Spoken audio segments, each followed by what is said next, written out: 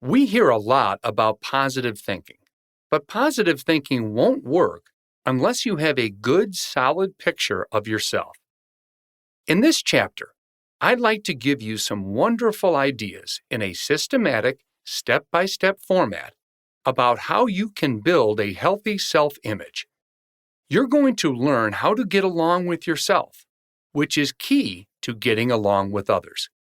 We will look at the causes of a poor self-image, the manifestations of that poor self-image, and, more importantly, what you can do about it. We have to get along with ourselves. The question I want to start with is, do you respond to life or do you react to it? It's extremely important to know the difference between responding and reacting. The doctors say that responding is positive, reacting is negative. If you get sick and go to the doctor, she'll give you a prescription and say, "See me tomorrow." You walk in the next day, she shakes her head and says, "Uh-oh, your body is reacting to the medicine. We have to change the prescription." But if she smiles and says, "Hey, it's working. Your body is responding to the treatment, and everything is going to be okay," you get excited. Step 1 to self-transformation is respond, don't react to life's circumstances. On January 23, 1981, I was in Kansas City, Missouri.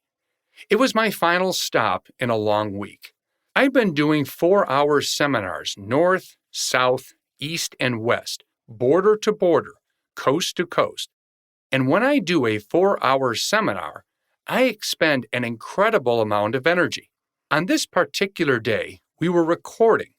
And when you record, you move it up a notch because you don't have your body to communicate with. It has to be all voice, inflection, and excitement, and that sort of thing.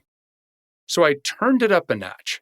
Since I already speak at a rate of about 280 words a minute, with gusts up to about 550, I'd really turned it up. In 1981, recording gear was bulky. One of our boxes weighed over 140 pounds. My son-in-law, Chad Whitmire, was with me doing the recording. We had a 3 o'clock flight back to Dallas. We finished at 1 o'clock. The airlines had said, "You have to be here at least an hour early so we can stow the gear." The minute I finished, we started assembling all the gear. We packed up as quickly as was humanly possible. We made the mad dash to the airport and got there straight up and down at 2 o'clock. When I walked into the airport, there were 2 long lines of people. We chose what I thought was the shortest line and prepared to wait. Almost immediately, I noticed that there was a vacant spot down at the counter with a sign that said, "Position closed." I also noticed there was a lady who was walking around behind the counter. I realized that in a matter of minutes, "Position closed" was about to be turned over to "Position open," so I got ready.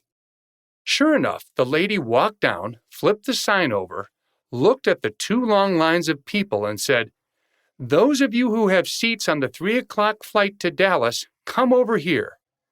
Quick as a flash, I was over there. I got to the new line before anybody else had even left the old line.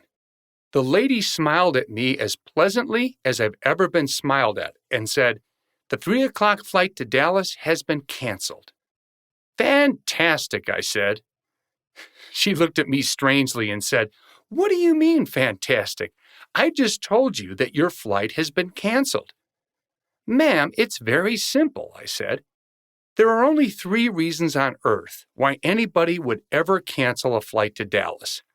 Number 1, something is wrong with that airplane.